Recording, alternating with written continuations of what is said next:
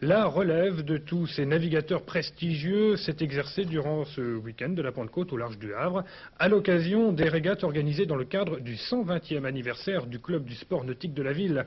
À bord de leurs voiliers de type optimiste, 86 enfants de moins de 12 ans s'en sont donnés à cœur joie durant 3 jours au cours d'épreuves plutôt difficiles. Sophie Catoire.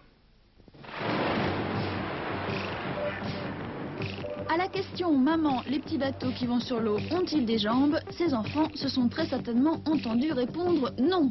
Alors, surprise, stupéfaction, ils ont bien sûr voulu en savoir davantage.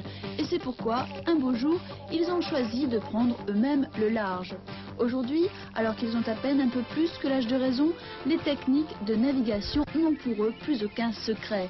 À bord de leurs optimistes, ils peuvent affronter vents et marées tout aussi tranquillement que de vieux loups de mer, ou presque, car quand on creuse un peu le sujet, certains de ces navigateurs en culotte courte sont tout de même d'accord pour reconnaître leurs faiblesses. Tu sais combien tu pèses et combien tu mesures?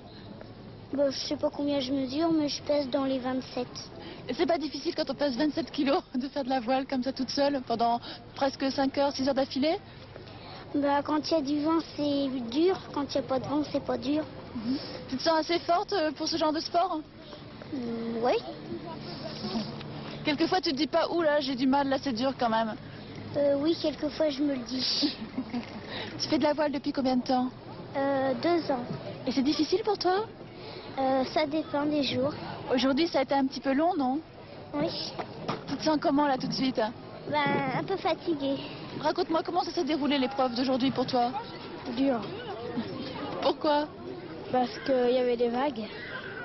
Et puis? Bah, je m'enfournais.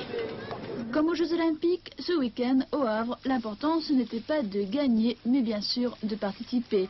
Comme en témoigne Julie, que rien n'aurait pu assombrir. Raconte-moi comment ça s'est passé sur l'eau. Moi, ça s'est bien passé. La première manche a été mieux que les autres? Comment... Non, elle était moins bien parce que j'ai dû abandonner, il n'y avait pas assez de vent. Et la deuxième? La deuxième, ça est bien allé, sauf que j'ai été hors temps. Ils ont fermé la ligne devant moi. Et la troisième? La troisième, je suis dernière. Et à part ça, tu trouves que ça a bien marché? Oui. Pour d'autres participants, la course s'est tout de même déroulée de façon plus encourageante, comme pour Guénolé, qui est sorti vainqueur de cette troisième manche. J'ai fait un bon départ, puis après j'ai contrôlé le reste, ça a été facile quoi. Est-ce que tu fais beaucoup de courses? Oui. Tout ça la ligue, c'est-à-dire il y en a 9 dans l'année, plus 4 ou 5 régates nationales et 2 ou 3 interligues. C'est important pour toi le sport? Oui, assez parce que c'est la forme quoi.